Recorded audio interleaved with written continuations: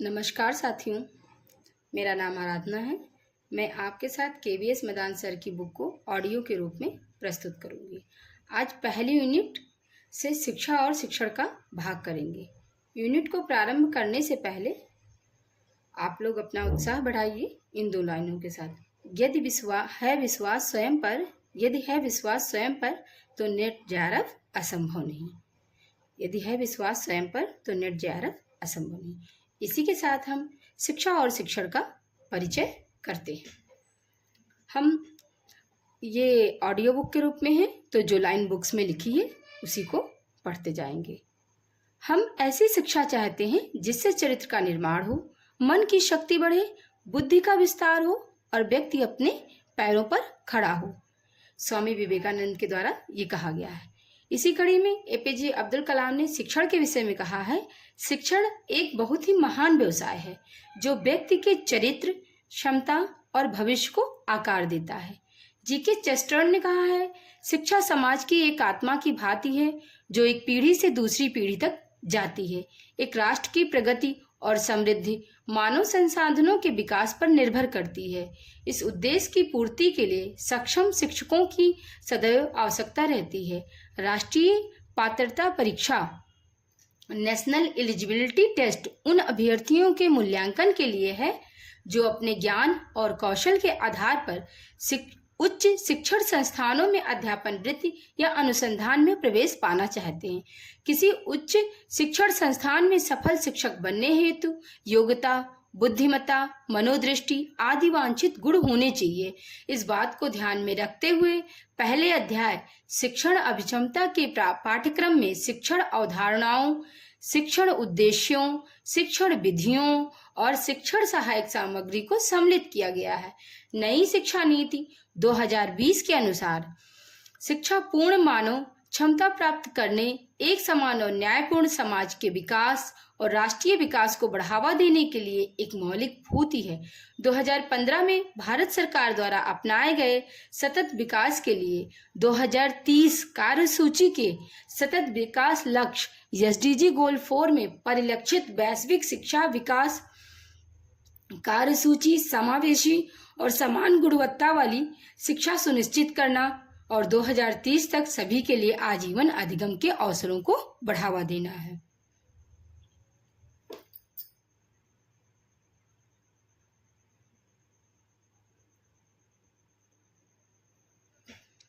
प्रत्येक मनुष्य अक्सर अपने बड़े माता पिता, परिवार के सदस्यों और शिक्षकों से प्राप्त अधिगम को दर्शाता है। हम अपने जीवन के लगभग 20 से 25 वर्ष औपचारिक शिक्षा में व्यतीत करते हैं। शिक्षा एक सफल, शिक्षित और संपन्न समाज की सबसे महत्वपूर्ण नींव है। सामान्य तौर पर यह हमारे समाज के सामाजिक, आर्थिक, राजनीतिक विकास और विकास के लिए महत्वपूर्ण है। इस प्रकार शिक्षा का मुख्य लाभ हमारे ज्ञान को अगली पीढ़ी को हस्तांतरित करना है ताकि एक श्रेष्ठतर समाज की रचना की जा सके।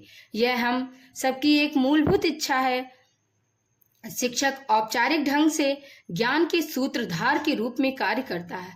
अधिगम शिक्षण प्रक्रिया का मुख्य परिणाम है। छात्रों की प्रगति का आकलन करने के लिए मूल्यांकन भी किया जाता है ताकि उसको भविष्य के समाज में अधिक संभव होने योग्य वाले ढंग से संयोजित किया जा सके। इस प्रकार शिक्षा, शिक्षण, अधिगम और मूल्यांकन का आपस में निकट से संबंध है। शोध ज्ञान के वर्तमान भंडार में हम सबको जोड़ता है और यह सुनिश्चित करने का प्रयास करता है कि इसमें वृद्धि कैसे की जाए। इस यूनिट में हम अपनी चर्चा का आरंभ शिक्षा से कर रहे हैं और धीरे धीरे शिक्षण की ओर बढ़ रहे हैं।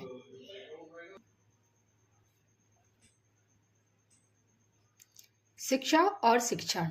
शिक्षण का मूल अर्थ है शिक्षा प्रदान करना। हम पहले ये जान लें शिक्षा क्या है। इस शब्द की उत्पत्ति शिक्ष से हुई है जिसका अर्थ है ज्ञान प्राप्त करना, जिसके माध्यम से हम अपने संस्कारों एवं व्यवहारों का निर्माण करते हैं। शिक्षा हमें इस योग्य बनाती है कि हम अपने वातावरण में समायोजित होकर अपनी क्षमताओं एवं निहित योग्यताओं का पूर्ण विकास कर अपने परिवार, समाज तथा राष्ट्र के किसी विशिष्ट क्षेत्र में योगदान कर सके।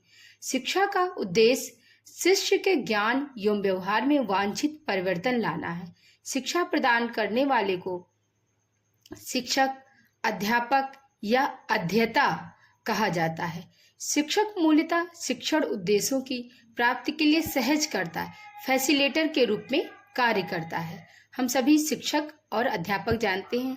यहाँ पर अध्येता और सहजकर्ता एक नए शब्द है, फैसिलिटेटर। गुरु श्री रविन्द्रनाथ टैगोर के अनुसार शिक्षा का मुख्य उद्देश्य आत्म साक्षात्कार है, जिसका अर्थ है अपने आप स्वयं में सार्वभौमिक आत्मा की प्राप्ति करना।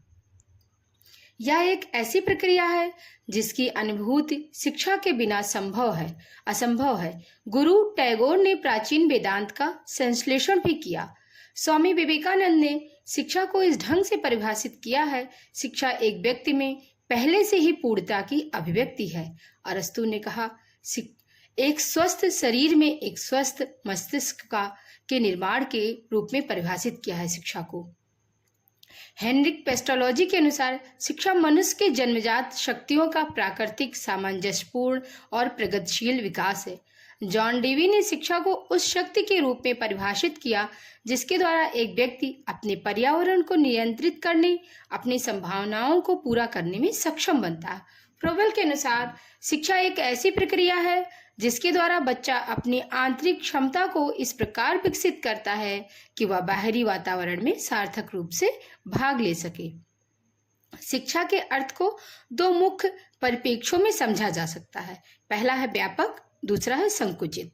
शिक्षा के व्यापक अर्थ के अनुसार यह सारा संसार हमारा शिक्षा क्षेत्र है। शिक्षा का उद्देश्य मानव व्यक्तित्व का सर्वांगीण विकास है। सभी व्यक्ति बाल, युवा, वृद्ध, स्त्री, पुरुष, विद्यार्थी हैं। हम जीवन पर्यंत कुछ ना कुछ सीखते रहते हैं, अतः व्यक्ति का पूरा जीवन ही उसका शिक्षा काल है। साथ ही प्रत्येक व्यक्ति जहाँ स्वयं दूसरों से कुछ सीखता है, वह दूसरों को भी कुछ ना कुछ शिक्षा देता है। जीवन की छोटी छोटी घटनाएं भी हमें शिक्षा देती हैं। शिक्षा के संकुचित अर्थ के अनुसार शिक्षा केवल शिक्षण संस्थानों में ही दी जाती है। इसका एक निश्चित पाठ्यक्रम और अवधि है। शिक्षा का उद्देश्य विशिष्ट विषयों का ज्ञान प्राप्त करना है। शिक्षा जिसका मूल्यांकन होता है और तत्पश्चात मानक उपाधि व प्रमाण पत्र मिलते हैं। शिक्षा कहीं न कहीं कक्ष और पाठ्य पुस्तकों तक ही सीमित रह जाती है। विद्यालयी शिक्षा को हम संकुचित अर्थ में ले सकते हैं, और जो हम दिन प्रतिदिन आजीवन सीखते रहते हैं उसे हम व्यापक अर्थ में कह सकते हैं। UNESCO, United Nation Educational, Scientific and Cultural Organization द्वारा स्थापित डेलोर कमीशन ने 1996 में अपनी report learning the treasure within में शिक्षा के द्वारा शिक्षार्थियों में मानवाधिकार, सामाजिक उत्तरदायित्व, सामाजिक समानता, लोकतांत्रिक भागीदारी, सहिष्णुता, सहकारी भावना, रचनात्मकता, पर्यावरण के प्रति संवेदनशीलता, शांति, अहिंसा, प्रेम आदि मूल्य विकसित करने पर बल दिया। आगे हम देखते हैं, जैक्स डेलर ने शिक्षा के 4 स्तंभ स्थापित किए। कुछ बनने के लिए अधिगम, लर्निंग टू बी, ज्ञान के लिए अधिगम, लर्निंग फॉर नॉलेज, कुछ करने के लिए अधिगम, लर्निंग टू डू, साथ रहने के लिए अधिगम, लर्निंग टू लिव टुगेदर। शिक्षण औपचारिक और अनौपचारिक दोनों प्रकार का हो सकता है। अनौपचारिक शिक्षा मुख्यतः परिवार और समुदाय द्वारा जीवन के आरंभिक वर्षों में प्रदान की जाती है। दूसरी तरफ औपचारिक शिक्षण में शिक्षण संस्थान एवं शिक्षक की भूमिका अहम होती है। इसमें शिक्षार्थी को कुछ शुल्क भी देना पड़ सकता है। वर्तमान में पारिवारिक, सामाजिक एवं आर्थिक परिवर्तनों के कारण शिक्षा औपचारिक बनती जा रही है। यूनेस्को 5 अक्टूबर को विश्व शिक्षक दिवस के रूप में मनाता है, जबकि भारत 5 सितंबर को शिक्षक दिवस के रूप में मनाता है, जो कि हमारे दूसरे राष्ट्रपति सर्वपल्ली राधाकृष्णन की जयंती है। राष्ट्रपति सर्वपल्ली स्वयं एक शिक्षक थे। उन्होंने शिक्षा के क्षेत्र में बहुत ही अधिक कार्य किया और महिलाओं की शिक्षा पर उन्होंने बहुत ही बल दिया। अब हम देखते हैं शिक्षण की परिभाषा। आखिर शिक्षण क्या है?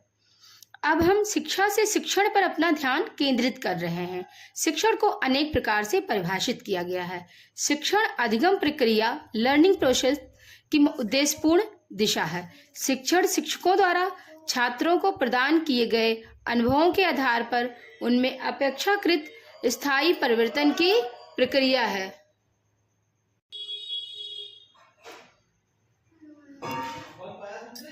शिक्षण ज्ञान, अनुभव और वैज्ञानिक सिद्धांतों का दक्षता से समाज के लिए उपयोग में लाया जाना है। इससे हम विद्यार्थियों को सिखाने के लिए अनुकूल वातावरण तैयार कर सकते हैं। शिक्षण एक योजनाबद्ध गतिविधि है। इसकी प्रभावशीलता इस बात पर निर्भर करती है कि शिक्षार्थी कितनी सुगमता, सरलता और शुद्धता से विषय वस्तु को ग्रहण करते हैं।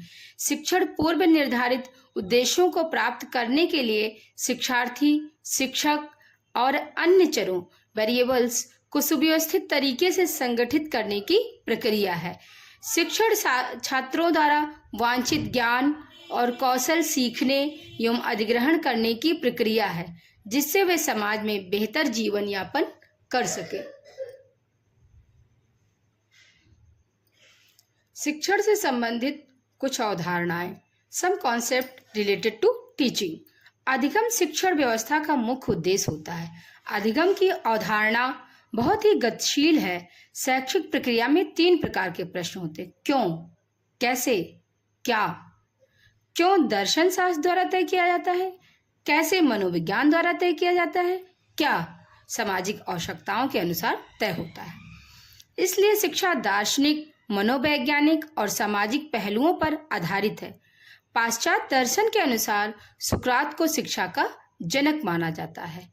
व्यवहारवादी मनोविज्ञान विद्यालय, बिहेवियरिस्ट स्कूल ऑफ थॉट, यह दृष्टिकोण वर्ष 1900 के दशक में विकसित हुआ। यह 20वीं शताब्दी के आरंभ में अधिक प्रख्यात था। अधिगम में मूल रूप से वातावरण से उद्दीपन स्टिमुलस यानी S और व्यक्ति की प्रतिक्रिया रिस्पांस यानी R के परिणाम स्वरूप व्यवहार में परिवर्तन सम्मिलित है। पुरस्कार और दंड के उपयोग के परिणाम स्वरूप इस तरह के परिवर्तन क्रमिक ढंग से होते हैं। स्वाभाविक रूप से हम व्यवहार में मापने योग्य परिवर्तन में रुचि रखते हैं। उदाहरण के लिए, जब एक शिक्षक छात्र से अकाउंटेंसी में एक प्रश्न पूछता है, यदि छात्र सही उत्तर देता है तो शिक्षक प्रशंसनीय, उत्कृष्ट, बहुत अच्छा आदि कहकर छात्र की सराहना कर सकता है, जो कि समय के साथ अधिक दृढ़ या प्रबलित हो जाता है। यह इस सीखने सिखाने की प्रक्रिया में ड्रिल और अभ्यास और ट्यूटोरियल पर ध्यान केंद्रित किया जाता है। व्यवहार सिद्धांत के संदर्भ में निम्नलिखित दृष्टिकोण महत्वपूर्ण है। पहला है E.L. थॉर्नडाइक।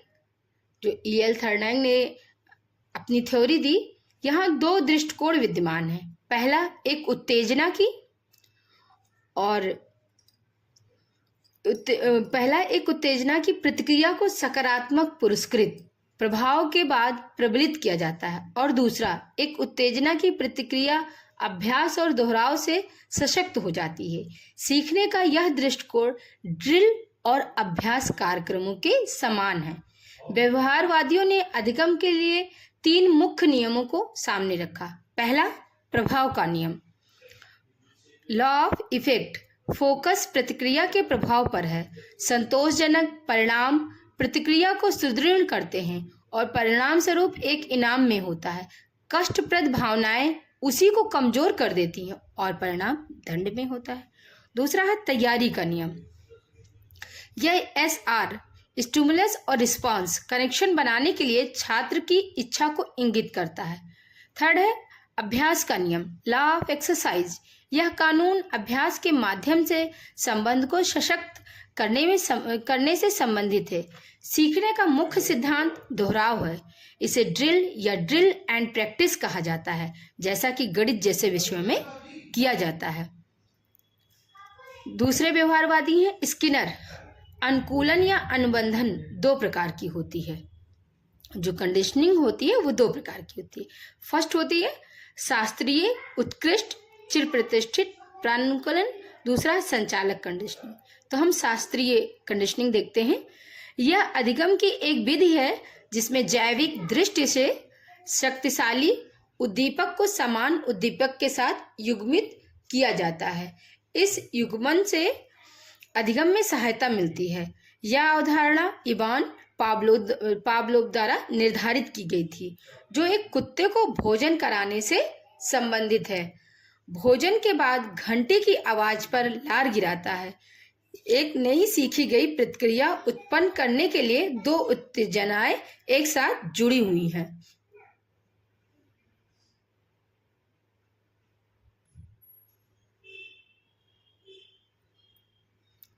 इसे सामान्यीकरण, अचेतन या स्वचालित अधिगम कहा जाता है। इसे रिफ्लेक्सिव या अनैच्छिक अनुकूलन भी कहा जाता है।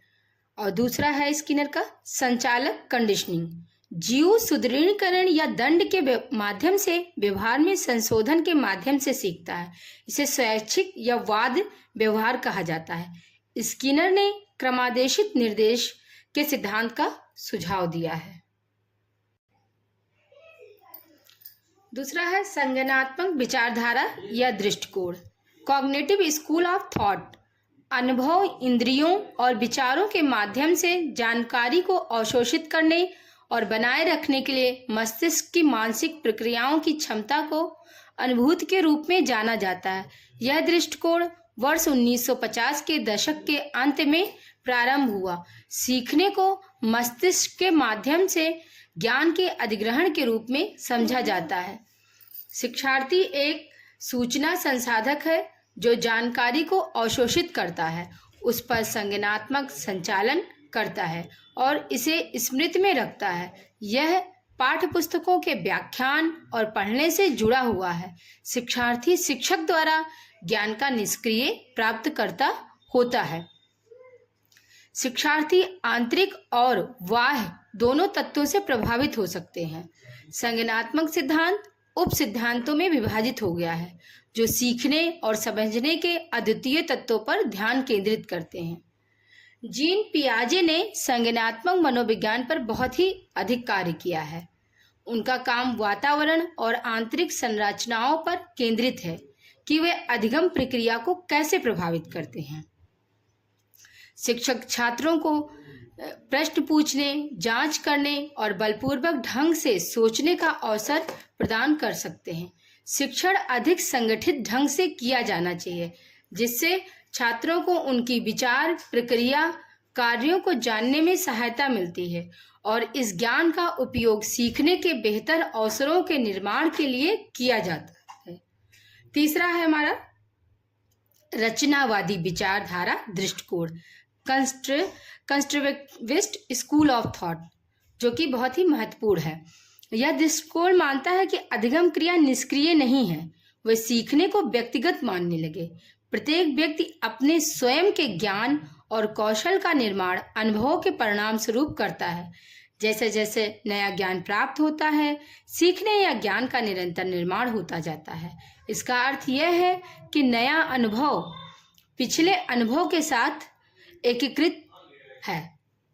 जैसे कि हम देखते हैं, अगर हमने पहले कुछ सीखा है, जोड़ मान लीजिए हमने सीख रखा है, जोड़ घटाव हमें आता है, तो जब हम गुणा सीखेंगे तो उसमें हमें जोड़ और घटाव का अनुभव काम आएगा। यहाँ स्वतंत्र शिक्षा, अनुभवात्मक शिक्षा और प्रोग्रामिंग आदि पर ध्यान केंद्रित किया जाता है। ध्यान सामान्यीकरण योग कौशल पर है, जो व्यक्तिगत खोज पर आधारित है। शिक्षार्थी सक्रिय रूप से ज्ञान का निर्माण करता है। जीन पियाजे और जे.एस. ब्रूनर का मानना था कि अधिगम में सूचनाओं का सक्रिय प्रसंस्करण सम्मिलित है और प्रत्येक व्यक्ति गतिविधि अपने लिए ज्ञान का आयोजन और निर्माण करती है। शैक्षिक मनोविज्ञान का मानना है कि ज्ञान संगठन के विकास के कई चरण होते हैं। जीन पियाजे के अनुसार समायोजन और आत्मसातीकरण अधिगम की मूल बातें हैं। नए अनुभवों को पहले से उपस्थित योजना में आत्मसात कर लिया जाता है।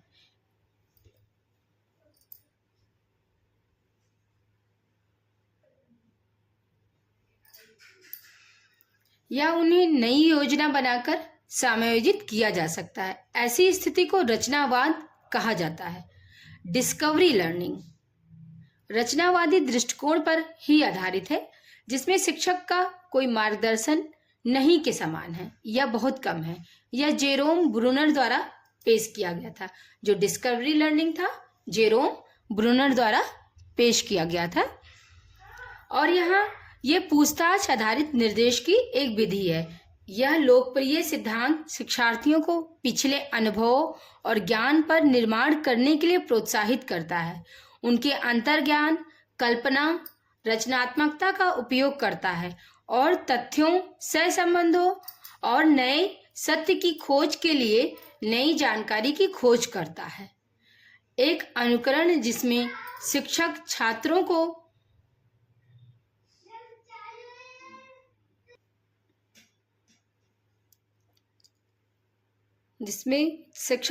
को वापस बुलाने या प्रासंगिक सिद्धांतों को लागू करने में सहायता करता है। निर्देशित खोज विधि कहलाता है।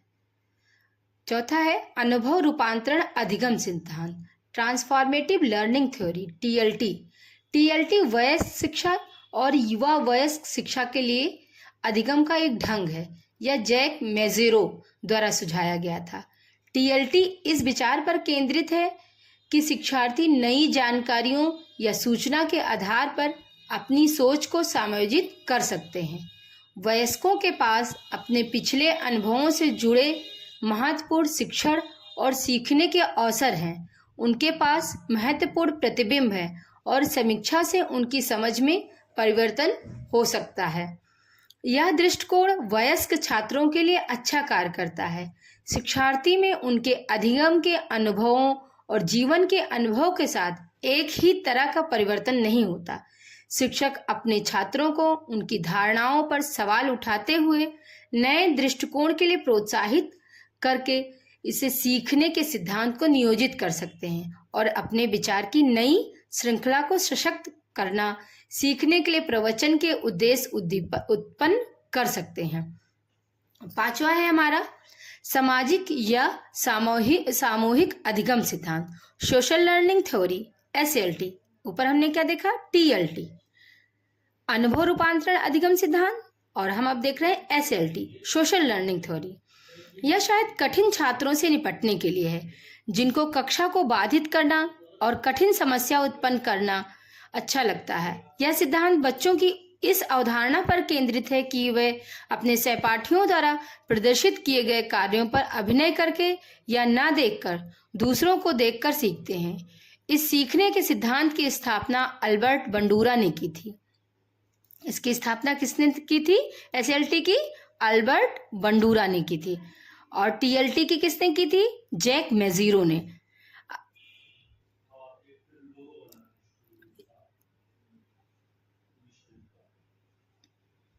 उन्होंने वर्ष 1960 के दशक की शुरुआत में बेबोडाल नामक प्रयोग किया, जिसके दौरान उन्होंने बच्चों के व्यवहार का अध्ययन किया। जब उन्होंने एक वयस्क अधिनियम को एक गुड़िया जैसे खिलौने के साथ आक्रामक रूप से देखा, उन्होंने नोट किया कि गुड़िया पर हमला करने के बाद वयस्क के पुरस्कृत, दंडित या कोई परिणाम नहीं भुगतने पर बच्चों ने कैसी प्रतिक्रिया दी। बंडूरा ने वर्ष 1977 में अपने निष्कर्षों के बारे में लिखा, जिससे सामाजिक शिक्षण सिद्धांत का विवरण और यह छात्रों के व्यवहारिक विकास को कैसे प्रभावित करता है। फिर सामाजिक शिक्षा सिद्धांत के 4 तत्व हैं। जो हमारा एसएलटी है उसके 4 तत्व हैं। पहला है ध्यान, अटेंशन, दूसरा अवधारणा, रिटेंशन, तीसरा प्रजनन, रिप्रोडक्शन, चौथा प्रेरणा, मोटिवेशन। ध्यान, जो बच्चों को ध्यान केंद्रित करने में मदद करने के लिए अलग अलग या अनोखे पाठों या गतिविधियों का आह्वान करता है। दूसरा अवधारणा, इस पर ध्यान केंद्रित करना कि छात्र कैसे जानकारी को आंतरिक रूप देगा और इसे बाद में याद करेगा। प्रजनन, रिप्रोडक्शन, पहले से सीखे गए व्यवहार पर और जब इसका उपयोग करना उचित हो पर चित्रण करना। प्रेरणा, जो अन्य सहपाठियों को उनके कार्यों के लिए पुरस्कृत या दंडित होते देखने से बढ़ सकती है।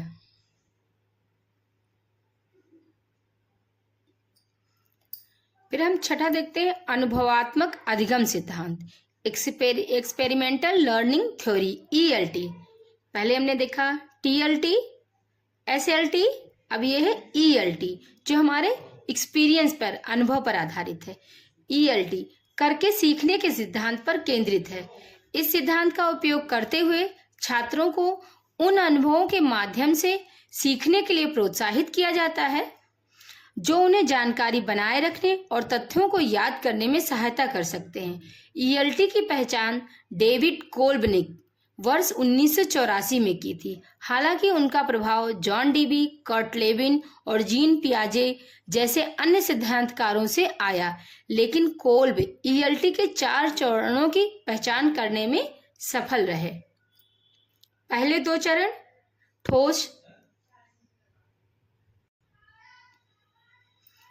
चरण ठोस शिक्षा और चिंतनशील अवलोकन, concrete learning and reflective observation.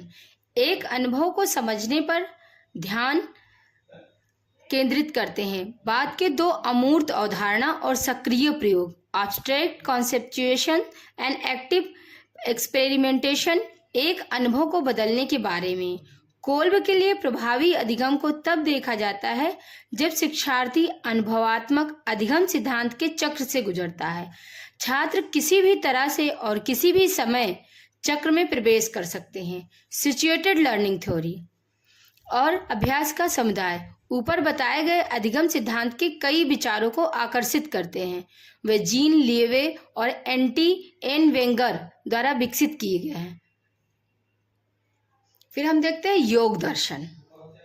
यह दर्शन मनुष्य और विश्व से संबंधित परम सत्य की प्राप्ति के लिए सिद्धांत और व्यवहार के बारे में चर्चा करता है। वेदांत में योग की सर्वोच्च आत्मा के साथ व्यक्तिगत आत्मा के आध्यात्मिक मिलन के रूप में समझा जाता है। योग इंद्रियों, स्थूल शरीर, सूक्ष्म मन, बुद्धि और अहंकार के नियंत्रण के माध्यम से पूर्णतः प्राप्त करने का एक आध्यात्मिक प्रयास है। यह आध्यात्मिक अनुभूति के माध्यम से उच्चतम ज्ञान प्राप्त करने के लिए मार्गदर्शन करता है। योग का पहला ग्रंथ ऋषि पतंजलि योग सूत्र है। उसके बाद ऋषि वास्य का योग भाष्य और ऋषि वाक्पति मिश्रा का तत्व वैसरदी है। योग दर्शन सांख्य दर्शन के साथ निकटता से जुड़ा हुआ है। योग आत्मा की प्राप्ति के लिए एक व्यवहारिक मार्ग प्रस्तुत करता है, जबकि सांख्य एकाग्रता और ध्यान के माध्यम से स्वयं के ज्ञान की प्राप्ति पर बल देता है। इस प्रकार योग अभ्यास और सांख्य इसका सिद्धांत है। इसके 8 घटक हैं। यम या आत्मनियंत्रण, सेल्फ कंट्रोल। दूसरा है नियम, ऑब्जर्वेंस। तीसरा आसन, पोस्चर। चौथा प्राणायाम, ब्रीथ कंट्रोल। प्रत्याहार, रेस्ट्रेंट। धारणा, माइंड स्टडी। ध्यान, कंसंट्रेशन। और समाधि, मेडिटेशन। योग के इन घटकों का अनुसरण करते हुए अज्ञान को दूर किया जा सकता है एवं ज्ञान की प्राप्ति की जा सकती है। अगले दिन हम पढ़ेंगे उन्नत या प्रगतिशील आयोजक मॉडल, ऑसवेल का मॉडल। अब आपका होमवर्क है कि योग दिवस कब मनाया जाता है और 2024 की क्या थीम थी। धन्यवाद।